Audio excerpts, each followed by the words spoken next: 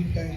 ഈ ഹിറ്റിനപ്പുറം ആളുകൾക്ക് നിവിൻ പോളി എന്നൊരു ആക്ടറും അല്ലെങ്കിൽ അവരെത്രത്തോളം ഇമ്പോർട്ടൻ്റ് ആണെന്ന് മനസ്സിലാക്കിയ ഒരു സമയം കൂടെയാണ്. കാരണം ഫാമിലീസ് ഒരുപാട് തിയേറ്ററിലേക്ക് വരുന്നു, ഹോൾ ഇൻഡസ്ട്രി അത് സെലിബ്രേറ്റ് ചെയ്യുന്നു. അപ്പം തിയേറ്ററിൽ വന്നിട്ട് ഞങ്ങൾക്കൊരു വാക്ക് തന്നിട്ടുണ്ടായിരുന്നു, ഇനി ആളുകൾക്ക് ഇഷ്ടമുള്ള സിനിമ ആയിരിക്കും ചെയ്യുക എന്നുള്ളത്. ശരിക്കും ആ റിയലൈസേഷൻ ഭയങ്കരമായിട്ട് മനസ്സിലായോ, ആളുകൾക്ക് ഇത്രത്തോളം ഇഷ്ടമാണെന്നുള്ളത്? അത് എന്താ പറയുക, അതിൻ്റെ ഒരു ഗ്ലിംസ് കിട്ടിയത് വർഷങ്ങൾക്ക് ശേഷം സിനിമ ഇറങ്ങിയപ്പോഴാണ്. പക്ഷെ സർവമായി ഇറങ്ങിയപ്പോൾ അതൊരു ഭയങ്കരമായിട്ട് ആൾക്കാരത് ഓൺലൈനിൽ എഴുതുകയും സംസാരിക്കുകയൊക്കെ ചെയ്തപ്പോൾ അതൊരു മോഷണലി ഭയങ്കര ഇതായിപ്പോയി, ഒരു ഇൻസിഡൻ്റ് ആയിപ്പോയി. അപ്പോൾ എൻ്റർടൈൻമെൻറ്റ് സിനിമകൾ മാക്സിമം ചെയ്യാൻ ശ്രമിക്കാം എന്നുള്ളതാണ്. പക്ഷെ അത് നല്ല കഥ വരണം, നല്ല സ്ക്രിപ്റ്റും നല്ല ടീമെല്ലാം വരണം. അങ്ങനെ സംഭവിക്കട്ടെ. ഇനി സെലക്ട് ചെയ്യുന്ന ഒരു രീതി ഉണ്ടാവും.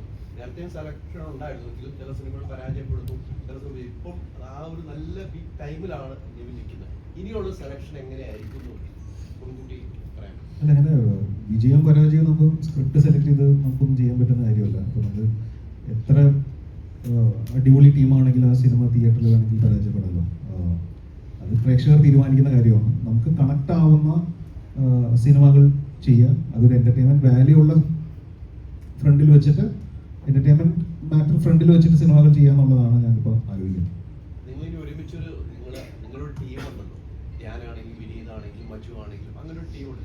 നിങ്ങളിൽ നിന്നൊരു സിനിമയിൽ പ്രതീക്ഷിക്കാം ഒരുമിച്ചൊരു അങ്ങനൊരു ചർച്ച നടക്കുന്നുണ്ട്, ഡിസ്കഷൻ നടത്തിക്കൊണ്ടിരിക്കുകയാണ്.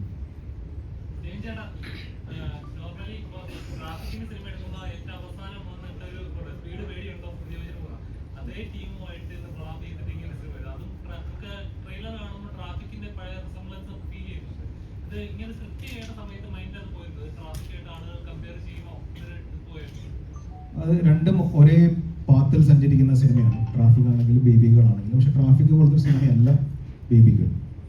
ട്രാഫിക് കുറച്ചും കൂടി ബിഗ് സ്കെയിൽ, വലിയ ഇന്ത്യൻസ്, അങ്ങനത്തെ വേറൊരു സിനിമയാണ്. ബേബികൾ സെയിം പാത്തിലാണ്, പക്ഷെ നമുക്ക് ട്രാഫിക്കായിട്ട് കമ്പയർ ചെയ്യേണ്ടതാണ്. ബേബികൾ എന്ന് പറഞ്ഞൊരു സിനിമയായിട്ട് തന്നെ നിലനിർത്താം. പക്ഷെ ആ ഒരു മൂഡായിരിക്കും സിനിമ എന്നുള്ളതാണ് ഞാൻ വിശ്വസിക്കുന്നത്.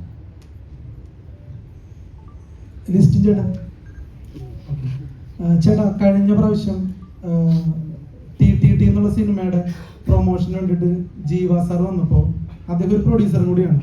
അദ്ദേഹം പറഞ്ഞൊരു കാര്യം, ഒരു സിനിമ എങ്ങനെ വന്നാലും ഒരു 45 ദിവസത്തിൽ തീർക്കാൻ നോക്കണം, അല്ലെങ്കിൽ ഒരു പ്രൊഡ്യൂസറിന് അതൊരു നഷ്ടത്തിലേക്ക് വരുമെന്ന് അദ്ദേഹം സൂചിപ്പിച്ചായിരുന്നു. എത്ര വലിയ ബഡ്ജറ്റുള്ള സിനിമയാണെങ്കിലും ഒരു 45 ദിവസത്തിൽ തീർക്കണം എന്നുള്ള രീതിയിൽ അദ്ദേഹം പറഞ്ഞായിരുന്നു. അപ്പോൾ മലയാള സിനിമയിൽ പണ്ടൊക്കെ 15 ദിവസം, 20 ദിവസം, 30 ദിവസം കൊണ്ടൊക്കെ എത്ര വലിയ സിനിമയാണെങ്കിലും IV ശശിയുടെ സിനിമകളടക്കം, ബ്രഹ്മാണ്ഡ സിനിമകളടക്കം തീർത്തിട്ടുണ്ട്. അന്ന് അത്രയും സാങ്കേതിക വിദ്യ ഉണ്ടായിരുന്നുള്ളൂ, ലിമിറ്റഡ് ആയിരുന്നു. പക്ഷെ ഇന്ന് വളരെ അഡ്വാൻസ്ഡ് ആണ്, നമുക്ക് എത്ര ഷോട്ട് വേണേലും വരെ എടുക്കാം. എന്നിട്ടും എന്താണ് മലയാള സിനിമകൾ പോലും ഒരു 40 ദിവസത്തിലും 50 ദിവസത്തിലൊക്കെ തീർക്കാൻ പറ്റാത്തത്? ഞാൻ സത്യത്തിൽ ഇത് ഇവരോട് പറഞ്ഞു മടുത്ത്. കാരണം എത്രയും പെട്ടെന്ന് തീർക്കാൻ ഞാൻ പറഞ്ഞു, കാരണം അത്രയും ചെലവ് എനിക്ക് കുറഞ്ഞില്ല. ഈ സിനിമ തന്നെ ഒറ്റ ദിവസം നടക്കുന്ന സിനിമയാണ്, എന്നിട്ട് പോലും ഒരു 50 ദിവസം എടുക്കും. വിഷയം ഒരു ദിവസം നടക്കുന്നതാണെങ്കിൽ ഷൂട്ട് ചെയ്യാനായിട്ട് 50 ദിവസം എടുക്കുക. ഇത് ഒരുമിച്ചിരുന്ന് നമുക്കൊന്ന് ഡിസ്കസ് ചെയ്യുന്നതാണ്. കാരണം ഇതേ ഡൗട്ട് എനിക്കുണ്ട്. നമുക്കതൊന്ന് ഇത് കഴിയുമ്പോൾ ഡിസ്കസ് ചെയ്യാം. കാരണം ഇത് ഒരു രക്ഷയില്ല. കാരണം സിനിമ നമ്മൾ സ്റ്റാർട്ട് ചെയ്യുമ്പോൾ ഇത് ഭയങ്കര സംഭവമാണ്. ഇത്ര ദിവസത്തിനുള്ളിൽ ഭയങ്കര പ്ലാനിങ്ങും പരിപാടിയായിട്ടാണ് വരുന്നത്. പക്ഷെ ഇത് തുടങ്ങി കഴിയുമ്പോൾ ഇതിന്റെ പ്ലാൻ എല്ലാം തെറ്റിപ്പോവാണ്. അപ്പോൾ ഇത് ഒരു 60 ദിവസം പ്ലാൻ ചെയ്ത സംഭവം ചിലപ്പോൾ ഇതൊരു 75 ദിവസം പോകും, അല്ലെങ്കിൽ 80 ദിവസം പോകും. അത് പല സിനിമകളിലും നടക്കാറുണ്ട്. പിന്നെ ഈ ചില ഐഡിയാസ് ഇപ്പോൾ സ്പോട്ടിലായിരിക്കും ഇവർ ഡെവലപ്പ് ചെയ്യുന്നത്. അപ്പോൾ അങ്ങനെയുള്ള കാര്യങ്ങളൊക്കെ സംഭവിക്കുമ്പോഴാണ് ഈ ഷൂട്ടിംഗ് ഡേയ്സ് കൂടി പോകുന്നത്. പിന്നെ അങ്ങനെ വരുമ്പോഴാണല്ലോ ബഡ്ജറ്റും കൂടുന്നത്. അപ്പോൾ ഹൈ ബഡ്ജറ്റ് സിനിമ എന്ന് കാണിക്കണമെങ്കിൽ കുറച്ചുകൂടെ ഷൂട്ട് ചെയ്താലേ പറ്റുള്ളൂ എന്നാണ് അവരുടെയൊക്കെ ഒരു ധാരണ. ഇപ്പൊ പഴയ പോലെ OTT-ലൊക്കെ പടങ്ങൾ, മലയാള സിനിമകൾ സെല്ലാവുന്നുണ്ടോ?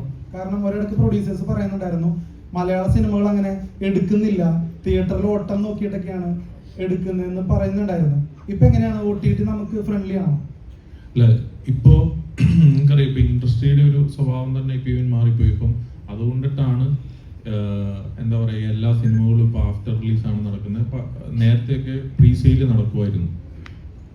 ഇപ്പോൾ അങ്ങനെയുള്ളൊരു കുറേ നാളുകളായിട്ട് ഇപ്പം പ്രൊഡ്യൂസേഴ്സ് അനുഭവിക്കുന്ന ഒരു വിഷയം തന്നെ എന്താണെന്ന് വെച്ചാൽ എല്ലാ ആർട്ടിസ്റ്റുകൾക്കും തന്നെ പ്രീ സെയിൽ നടക്കുന്നില്ല എന്നുള്ളൊരു കാര്യമാണ്. കാരണം ഇപ്പോൾ ആമസോൺ കുറേ നാളുകളായിട്ട് പടം വാങ്ങുന്നില്ല. നെറ്റ്ഫ്ലിക്സ് നിങ്ങൾക്ക് നോക്കി അറിയാം, കുറേ നാളുകളായിട്ട് പടം വാങ്ങിയിട്ടില്ല.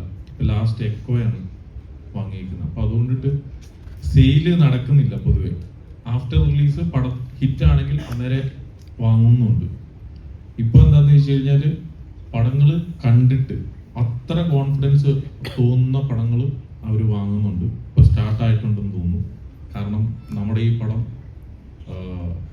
അവർ കാണുകയും അവർക്ക് കണ്ട എല്ലാവർക്കും ഒരേ രീതിയിൽ ഇഷ്ടപ്പെടുകയും ചെയ്തുകൊണ്ടിട്ട് സെയിലാവാതിരിക്കുന്ന സമയത്ത് റീസെയിലായ പടവും കൂടിയാണ് ബേബി ഗേൾ എന്ന് പറയുന്ന സിനിമ. അപ്പോൾ എത്ര വലിയ